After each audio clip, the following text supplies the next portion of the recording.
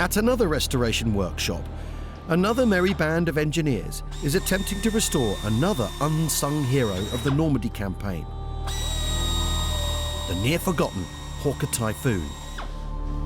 But they've not got much to work with. This is the largest original lump of a Typhoon extant anywhere other than the complete example in the RAF Museum in Hendon. So we've got the rear cone of the fuselage with us, which we're stripping down. The skins, the outer surface, obviously is too far gone. All round the roundel, that's completely scrap.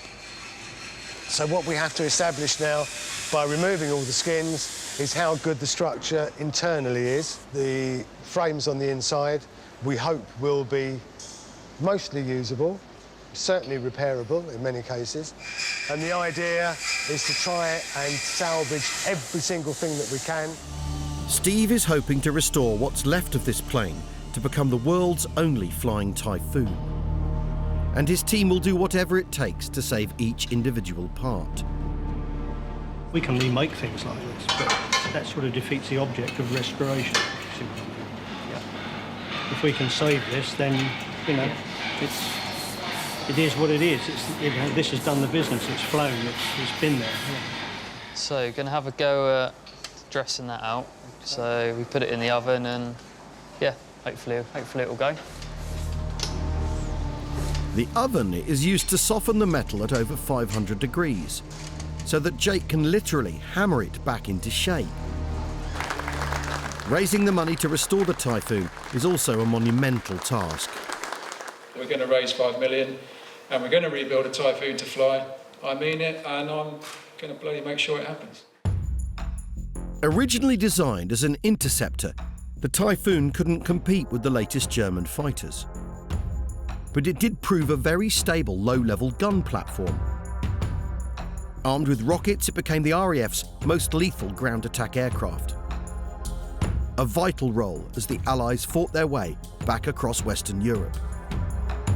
But in Britain, its memory has been eclipsed for a simple reason. The Spitfire was in the Battle of Britain, which was in the skies overhead the UK. So people saw what it was doing firsthand. The Typhoon made its name in Normandy, and on the continent, the French, the Dutch, the Belgians, they can't get enough of the Typhoon. There are memorials everywhere, there are plaques, the streets are named after their pilots, everything. Yet over here, most people don't know what a Typhoon is. Sam has enlisted veteran pilot Bernard Gardner to help his cause. In May 1944, Bernard was a 21-year-old pilot in 257 Squadron when he first flew a Typhoon.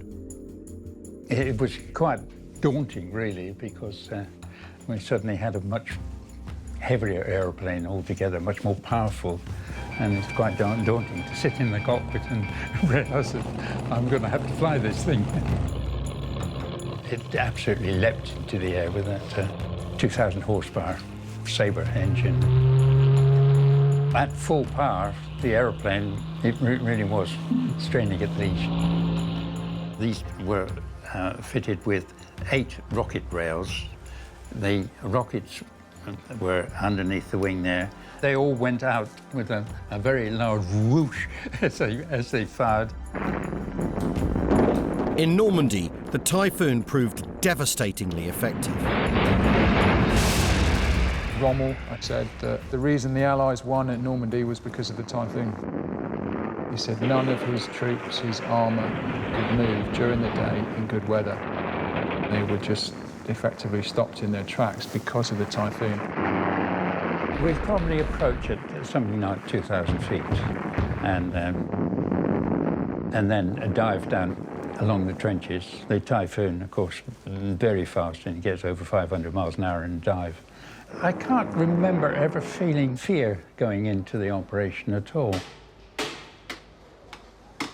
In the workshop, Jake's been hammering away on that frame section for hours. There's still a slight gap under there, so we need to basically try and pull that out a little bit further.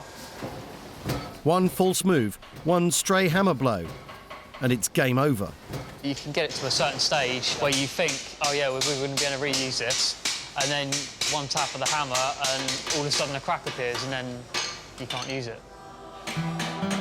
A day's work to rescue one part. And the price tag of $5 million to get this aircraft flying starts to make sense. It's basically priceless to us. This will be the best memorial that you could possibly have to the crews that flew and died in the Typhoon. After the war, Bernard and his squadron flew their Typhoons back to England, where they were scrapped and forgotten. Very sad to see so many lovely aeroplanes just being destroyed because they'd finished their operational use and that was it. It just disappeared into obscurity. It was just forgotten about completely.